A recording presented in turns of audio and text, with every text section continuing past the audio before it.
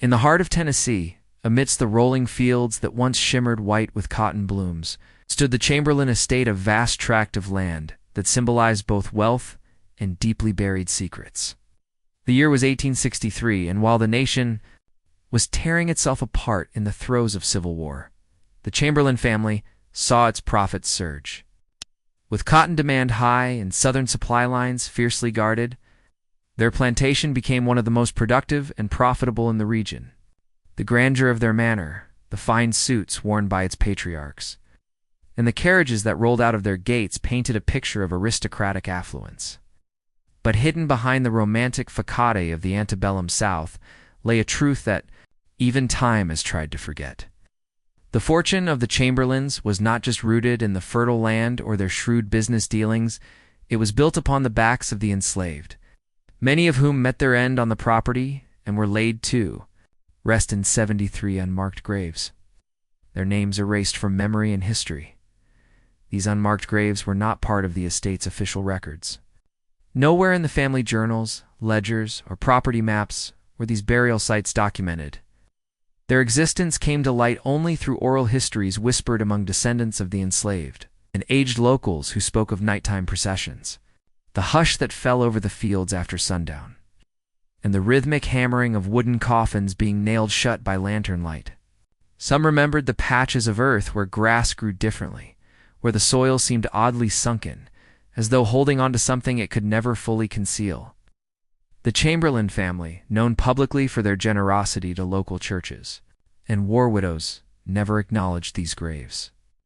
To them, these men and women were property used, discarded, and forgotten. The laborers who died there were not merely victims of disease or age, many were worked to death. Harvest the fields demanded relentless toil. Sunup to sundown, men, women, and even children picked cotton under overseers' lashes. The Chamberlains maintained strict quota cent numbers meant lashes or worse. Food was minimal, clothing inadequate, and shelter in ramshackle cabins left many vulnerable to the elements. Those who fell ill were given basic, sometimes cruel treatments, turpentine for infections, salt in wounds, and if they couldn't return to work quickly, they were left to die. The deaths were not just expected, they were factored into the cost of doing business. There were rumors among the enslaved that those who resisted, ran away, or even spoke of rebellion were taken into the woods by moonlight and never seen again. Some stories told of a black tree near the edge of the forest, where bodies were hung as warnings before being hastily buried beneath the roots. The tree was later cut down, but the land around it remained avoided by livestock and laborers alike. Others spoke of a small ravine behind the old smokehouse, where shallow graves were dug, and the soil was always darker, wetter, as if it wept. From beneath, despite the cruelty, the Chamberlain family was celebrated in their time.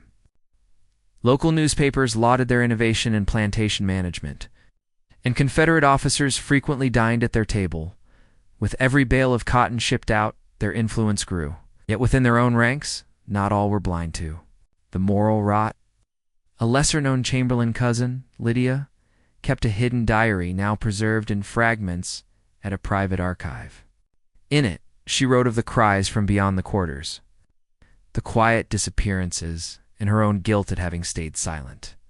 Her writings suggested she attempted to confront the family's patriarch, only to be silenced and eventually sent away under the guise of marriage to a distant cousin in Georgia. The existence of the graves remained unproven for over a century.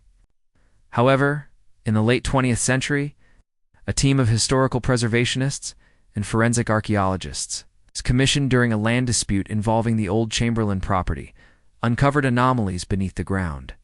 Subsurface scans indicated numerous disturbances aligned in rose cans and with burial patterns. The findings were enough to halt construction and triggered an academic investigation. Bones unearthed during this time showed signs of malnutrition, healed over fractures, and evidence of physical trauma. The ages of the deceased ranged from children as young as 6 to adults in their 60s. Still, the Chamberlain family name remained powerful in Tennessee circles. Though the plantation had long ceased operations, descendants sat on boards, funded museums, and made generous contributions to heritage projects. When news of the graves threatened to tarnish the family legacy, a coordinated effort to discredit researchers was launched. Scholars' reputations were attacked, reports were dismissed as inconclusive, and alternative narratives claiming the graves belonged to cholera victims or Union deserters were floated in local media. But survivors, descendants, wouldn't be silenced. A grassroots movement, led by local activists and historians of African American heritage, pushed for recognition, memorialization, and reparative justice. They held vigils near the suspected burial sites, read names of ancestors known to have vanished, and demanded that the Chamberlain family acknowledge the truth.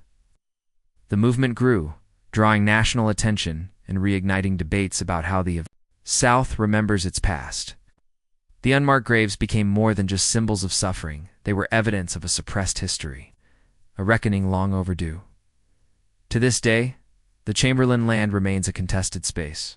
Part of it has been turned into a historical park, though signage remains vague about its darker chapters. Another portion is fenced off, overgrown, watched over by security to prevent vandalism, or perhaps to keep something else hidden. The 73 unmarked graves, while no longer entirely invisible, still await full recognition. The cotton fortune, built atop them, passed down through generations, casts a long shadow over Tennessee's green fields and elegant estates.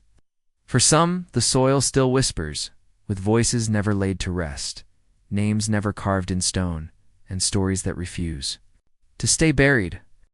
The Chamberlain estate in Tennessee held more than just the ghosts of its past. It housed a silence so thick it could choke those who dared to speak against it. Over the years, rumors circulated among townsfolk and workers who lived in the shadows of the once mighty plantation, stories that didn't make it into history books or family biographies.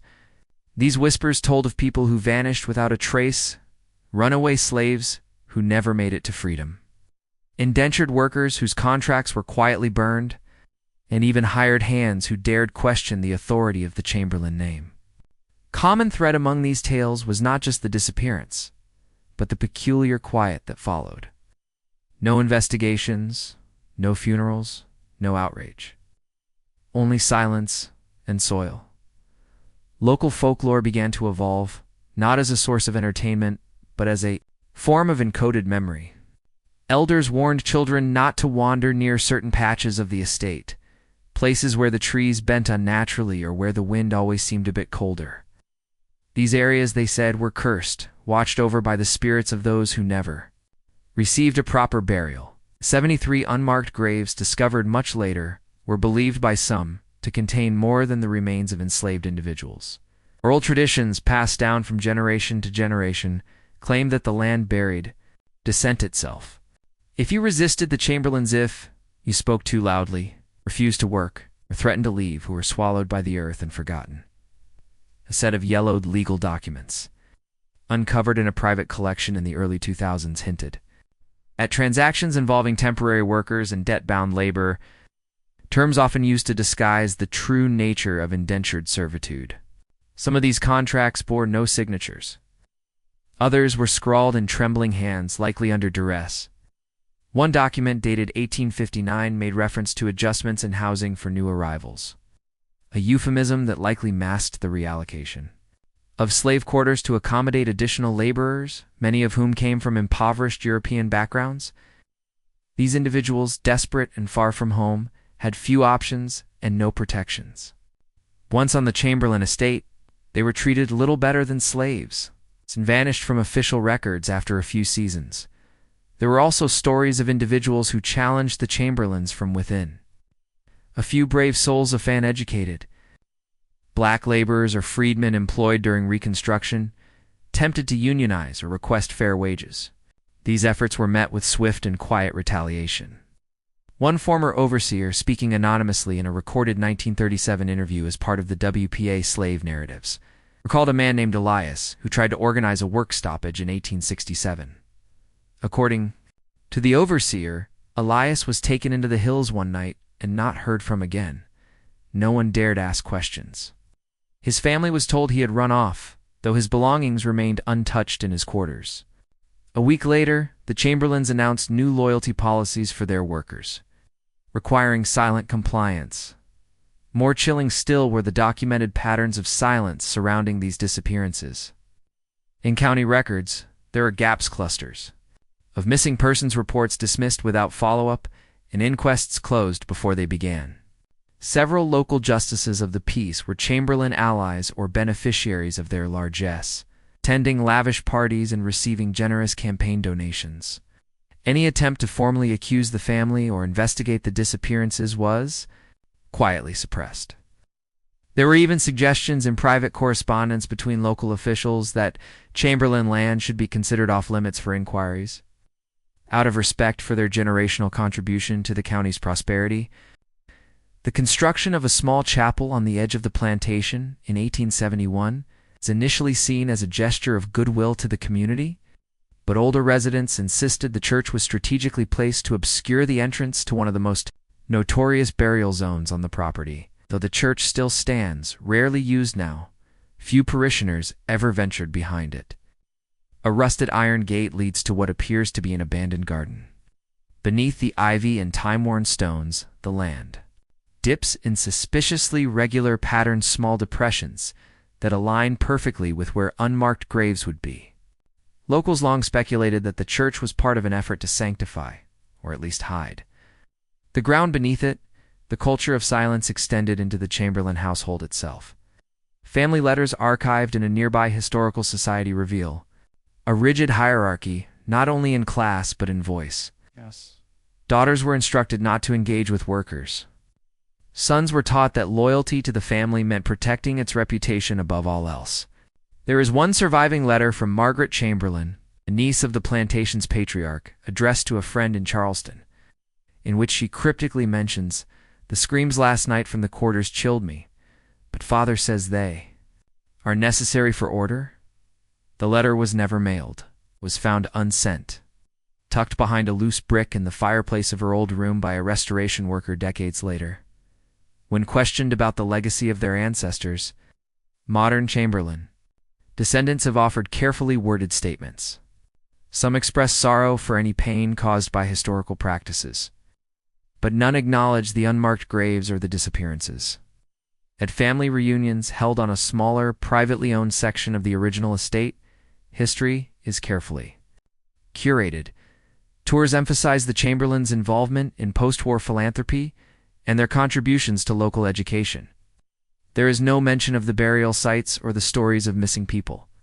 When one guest reportedly brought up the graves during a 2012 reunion dinner, he was asked to leave. But the silences are beginning to break.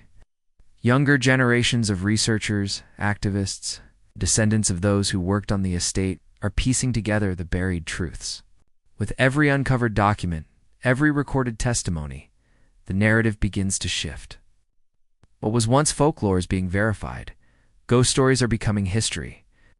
The 73 unmarked graves are no longer just an accusation. They are a fact, a beginning point in the reclamation of silenced lives. Dissent, it turns out, did not die on that land. It simply went underground, waiting for the right voices to unearth it. The discovery of the 73 unmarked graves on the Chamberlain estate sparked an investigative resurgence that challenged generations of carefully preserved narratives.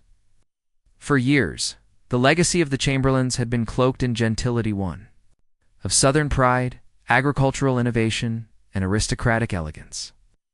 Their portraits hung in state buildings, their names adorned libraries and university halls, and their descendants often appeared in local society pages. Yet behind the genteel legacy lay a deeply fractured and uncomfortable truth, now beginning to surface through a combination of technological advancement and human conscience. Ground-penetrating radar surveys initiated by an independent team of preservationists were never meant to uncover graves. The original aim had been to determine the best location for a proposed historical center commemorating Tennessee's agricultural past. But what they found beneath the soil altered the course of the project forever. Rows of subsurface anomalies, consistent in size and shape, were arranged with such symmetry that natural causes could be ruled out almost immediately. Initial scans revealed over 60 such disturbances. Further surveys confirmed the number at 73. These anomalies were not random. They followed a pattern more aligned with mass, unmarked burials. Soil discoloration and compacted layers matched what forensic anthropologists often associate with historic grave sites. It was a chilling revelation, one that pulled historians, archaeologists, and descendants of plantation workers into a renewed inquiry. The Chamberlain estate, it seemed, was not merely a historical landmark, it was a burial ground. The findings triggered a wave of whistleblower testimonies, many of which came from within the Chamberlain community itself. One of the most notable accounts came from an aging former caretaker of the property named Samuel Dorset, who had worked on the estate through the 1960s and 70s. In a recorded interview, Dorset described being told never to till the soil near the southeast orchard, an area now identified as the burial site. He recalled seeing family members conduct hushed rituals, their candles in glass jars, soil being stirred with walking sticks, prayers whispered at dusk. Dorset claimed he once asked about the area and was told by a Chamberlain descendant that it was sacred space for family tradition. He now believes it was a euphemism, a way to mask the gravity of what lay beneath. Another testimony came from a former maid, Lydia May, who worked for the Chamberlains during the early 1950s. She spoke of a locked ledger that the matriarch kept hidden in the drawing room bureau. While dusting one afternoon, Lydia had briefly opened the drawer and caught a glimpse of what she described as a long list of names, some with small crosses next to them. The names were not family members or guests. She recognized a few as those of old workers who had left the estate, though no one ever saw them leave. After reporting what she saw to another worker, she was fired within a week and warned never to return.